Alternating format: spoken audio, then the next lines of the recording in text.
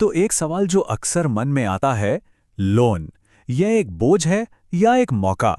ये सवाल ना कई लोगों को कंफ्यूज कर देता है।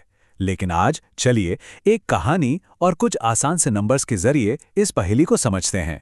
अच्छा, एक सिचुएशन सोचिए। रोज काम पर जाना आना और सफर है 70 किलोमीटर का। ये सिर्फ एक नंबर नहीं है, ये किसी की रोज की जिंदगी की एक बहुत बड़ी चुनौती है, जो समय, पैसा और एनर्जी सब कुछ खत्म कर देती है। अब सवाल यह है कि क्या कोई सिर्फ इस आने जाने की थकावट की वजह से अपनी मेहनत से मिली नौकरी छोड़ सकता है? सुनने में थोड़ा अजीब लगता है ना? पर यह एक सच्ची कहानी है।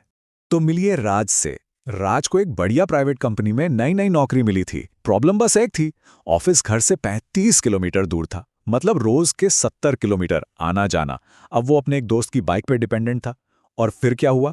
सिर्फ 2 महीने में, सिर्फ 60 दिनों में राज ने वो नौकरी छोड़ दी। और जब उससे पूछा गया कि भाई नौकरी क्यों छोड़ी, तो उसका जवाब बड़ा ही सिंपल और चौंकाने वाला था। उसने कहा, यार मेरे पास बाइक नहीं है, काम पर जाऊं कैसे? जरा सोचिए, एक छोटी सी प्रॉब्लम और कितना बड़ा मौका हाथ से निकल गया। पर क्या सच में कोई और रास्ता नहीं था? क्या इस प्रॉब्लम का कोई सल्यूशन नहीं था? चलिए इसी सिचुएशन को अब एक दूसरे एंगल से देखते हैं। देखिए, प्रॉब्लम अगर बाइक की थी तो सल्यूशन भी तो बाइक ही थी, है ना? एक सीधा सा रास्ता था, शोरूम जाओ, एक छोटी सी डाउन पेमेंट करो और ईएमआई पर बाइक घर ले आओ। सुनने में कितना सिंपल लग रहा है, और सच कहूं तो ये है भी उतना ही सिंपल। ठीक है, सुनने में तो ये सब बहुत आसान लग रहा है, पर पैसों का क्या? मतलब खर्चा कितना आएगा? चलिए जरा नंबर्स को तोड़कर देखते हैं। मान लीजिए एक बाइक की कीमत है 1 लाख रुपए। तो बाइक की ऑन रोड कीमत पड़ गई, मान लीजिए 1 लाख रुपए। अब 1 लाख सुनने में तो ये एक बड़ा अमाउंट लगता है, पर अच्छी बात यह है कि ये पूरा पैसा एक साथ नहीं देना। यहीं तो लोन और ईएमआई का मैजिक काम आता है।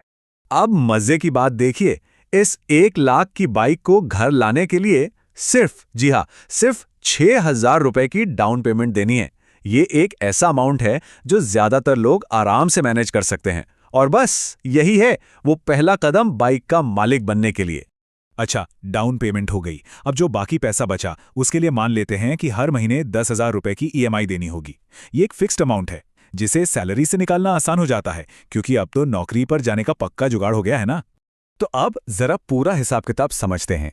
6,000 की डाउन पेमेंट हो गई तो लोन अमाउंट बचा 94,000 का।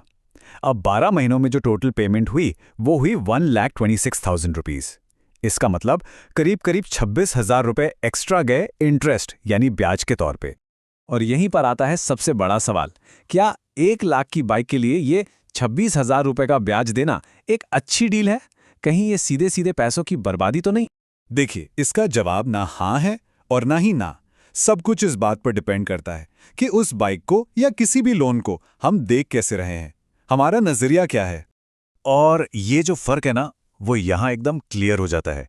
एक तरफ है बोझ, मतलब अगर बाइक सिर्फ घूमने फिरने शौक के लिए है, जिससे कोई कमाई नहीं हो रही, तो उसका लोन एक बोझ ही है। पर दूसरी तरफ अगर वही बाइक नौकरी पर जाने में, पैसा कमाने में मदद कर रही है, तो वो एक संपत्ति बन जाती है, एक एसेट। तब वो लोन बोझ नहीं बल्कि आगे बढ़ने का एक जरिया बन जाता है। तो मतलब साफ है, अगर लोन को सही तरीके से यूज किया जाए तो वो बोझ नहीं, एक मौका है, एक अवसर। तो चलिए अब वापस राज की कहानी पर आते हैं। उसके केस में ये एकदम फिट बैठता है। उसके लिए बाइक एक संपत्ति थी, एक एसेट। क्यों? क्योंकि वो सिर्फ आने जाने की प्रॉब्लम सॉल्व नहीं कर रही थी, वो उसकी नौकरी और उसकी इनकम दोनों को बचा रही थी। और उस नौकरी से जो कमाई होती, उससे ईएमआई तो आराम से निकल जाती। तो अगर इस एंगल से सोचा जाए तो वो जो 26,000 रुपए का ब्याज था ना, वो कोई नुकसान नहीं है। वो तो असल में उस नौकरी को बचाने की एक कीमत है, एक लागत है। ये खर्चा नहीं, ये तो अपने फ्यूचर के लिए एक इन्वेस्टमेंट है। और ये देखिए, ये पूरा सफर कितना सिंपल और क्लियर है।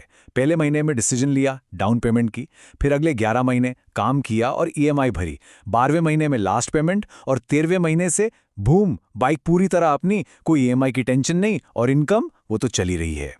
तो आखिर में हमारे सामने दो रास्ते हैं, और दो एकदम अलग अलग नतीजे।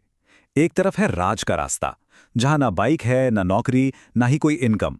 और दूसरी तरफ है एक्शन लेने का रास्ता, जहां एक छोटा सा लोन लेकर बाइक भी है, नौकरी भी है और इनकम भी। तो राज की कहानी से एक बात तो साफ है कि अगर सही तरह से सोचा जाए तो जिसे हम बोझ समझ रहे होते हैं ना, वो असल में एक बहुत बड़े मौके का दरवाज़ा खोल सकता है। तो अब सोचने वाली बात यह है कि हमारी ज़िंदगी में ऐसा कौन सा मौका है जो बस एक सही और सोचे समझे फाइनेंशियल डिसीजन का इंतज़ार कर रहा है।